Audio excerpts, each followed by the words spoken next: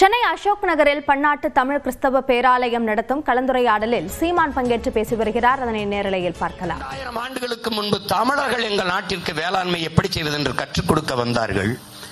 அவர்களினுடைய மொழியில் இருந்த உயிர் சொற்கள், கலை சொற்கள், வேர்ச்சொற்கள் எடுத்து எங்கள் மொழியை செழுமைப்படுத்திக் கொண்டோம் என்று சொல்வதை நீங்கள் ஏற்கிறீர்களா, எதிர்க்கிறீர்களா? உலக மொழிகளின் தாய் தமிழ் என்று சொல்வதை, உலக அறிஞர்கள் சொல்வதை, உலகத்தில் சீரசை சந்தம் யாப்பு தொடை இப்படி நன்கு கட்டமைக்கப்பட்ட உலக மொழி தமிழ் என்று சொல்வதை நீங்கள் ஏற்கிறீர்களா, எதிர்க்கிறீர்களா?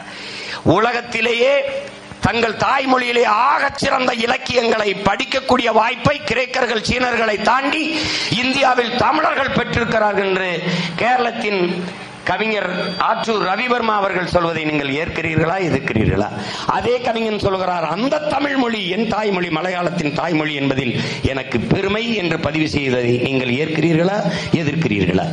இப்படி ஆகச் சிறந்த இலக்கிய வளமை, வரலாற்று பெருமை எல்லாம் கொண்ட என் உயிர் தாய்மொழியை சனியன் அதை விட்டு ஒழியுங்கள் என்று பெரியார் சொன்னதை ஏற்கிறீர்களா, எதிர்க்கிறீர்களா? உன் தமிழில் என்ன இருக்கிறது என்று கேட்டதை ஏற்கிறீர்களா, எதிர்க்கிறீர்களா? தமிழ் படித்தால் என்ன கிடைக்கும், பிச்சை எடுக்க கூட லாய்க்கப்படாது என்று பேசியதை ஏற்கிறீர்களா, எதிர்க்கிறீர்களா? சிலப்பதிகாரத்தை ஒரு வேசி கதை என்று சொன்னதை நீங்கள் ஏற்கிறீர்களா? சொல்லுங்கள்.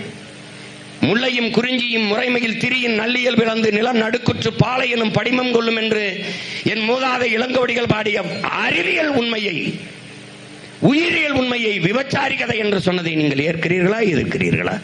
உலகம் மறை உலகில் மானுடனுக்கு இப்படி ஒரு நன்னறியை எவருமே தந்ததில்லை என்று ஆல்பர்ட் சுவிஸிலிருந்து லியோ டால்ஸ்டாய் வரை எல்லோரும் கொண்டாடிய என் திருக்குறளை இது திருக்குறள் வள்ளுவன் ஒரு ஆடி அடிமை, பார்ப்பன கைக்கூலி என்று பேசியதை நீங்கள் ஏற்கிறீர்களா, எதிர்க்கிறீர்களா?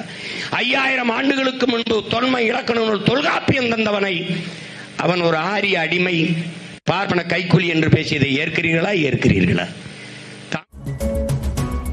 பெரியார் குறித்த பல்வேறு விமர்சனங்களை சீமான் முன்வைத்திருக்கிறார். பெரியாரை எதிர்த்தாலே பாஜக ஆதரவா என்ற கேள்வியும் சீமான் எழுப்பியிருக்கிறார்.